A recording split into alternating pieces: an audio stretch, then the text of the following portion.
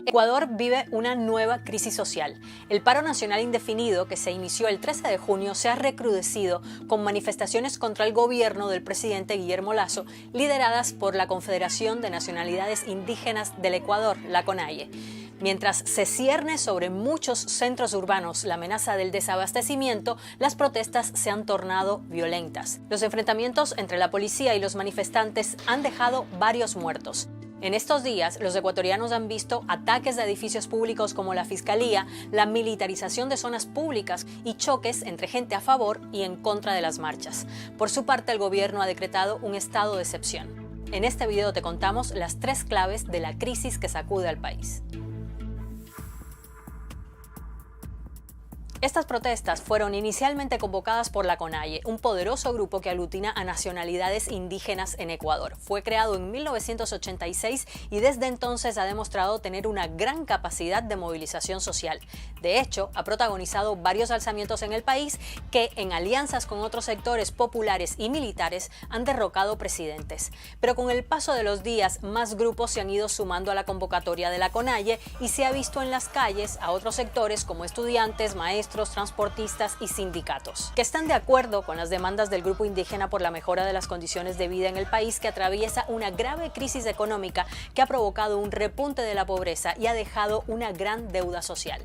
Según el Banco Mundial, en Ecuador esta crisis puso en evidencia la elevada informalidad y un sistema de salud poco preparado y la gran desigualdad en el acceso a servicios básicos. Y es que en Ecuador un 39% de la población está viviendo en una situación de pobreza multidimensional, es decir, con acceso mínimo o directamente sin acceso a servicios básicos como educación, salud, vivienda, agua o pensiones.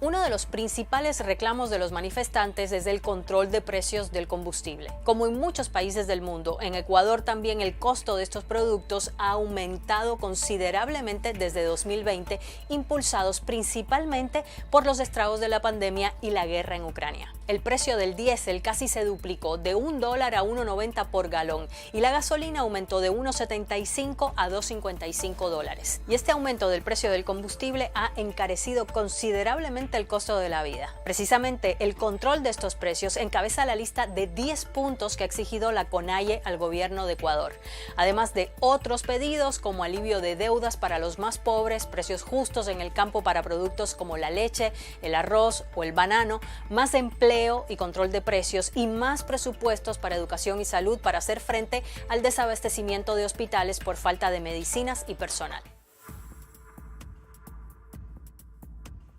El gobierno de Guillermo Lasso ha respondido con mano dura a las manifestaciones, donde ya se han reportado varios muertos que la CONAIE adjudica a la fuerte represión policial, algo que el gobierno niega. Incluso ha calificado como terrorismo algunas acciones de los manifestantes que mantienen bloqueos en varios puntos de carreteras en el país, lo que ha provocado a su vez desabastecimiento y un aumento aún mayor de los precios de productos básicos y de los alimentos. Además, el presidente Lasso decretó un estado de excepción en el país y un toque de queda en las 6 provincias donde las protestas están siendo más fuertes, que incluyen a Pichincha, la provincia a la que pertenece Quito, la capital. Por otra parte, muchos han criticado, por ejemplo, la orden de militarización de la Casa de la Cultura en Quito, un lugar que habitualmente ha servido de punto de encuentro al movimiento indígena en Ecuador, o el arresto por parte de la policía del líder indígena y protagonista de las protestas, Leonidas Issa, por presuntamente paralizar el transporte público al bloquear una vía y exhortar a que se radicalizaran las protestas. Hay quienes piensan que esta respuesta del gobierno no hizo más que echar leña al fuego, aunque el gobierno también reconoce que dejó de escuchar las demandas de la gente, que eso fue un error y que en sectores como la salud se debió tomar medidas mucho antes. Por ejemplo, ahora ha prometido declarar una emergencia en el sector de salud y no incrementar más el precio del combustible, así como condonar deudas para los sectores más desfavorecidos. Yo creo que hay un derecho legítimo a la protesta, eso es indudable. Las formas no son las correctas necesariamente, pero la necesidad de que esa protesta política haga reflexionar a quienes gobernamos es algo positivo. Pero las manifestaciones en su contra no son el único frente abierto del gobierno de Lasso. El presidente ecuatoriano, quien enfrenta al mismo tiempo una crisis de gobernabilidad con la Asamblea, donde no tiene mayoría y donde ha roto las alianzas con las que llegó a la presidencia, ha dicho que detrás de las manifestaciones se cierne un plan para sacarlo del poder. Por su parte, la CONAIE asegura que no se sentará a dialogar con el gobierno hasta que no se ponga fin al estado de excepción y la represión a las protestas. Necesitamos la respuesta de los 10 puntos y esa es nuestra agenda. Y el gobierno nacional, mientras está haciendo valoraciones externas o de pronto poniendo escenarios que no existen y que no hemos planteado, pues prácticamente pretende imponer la violencia para defender supuestamente la democracia.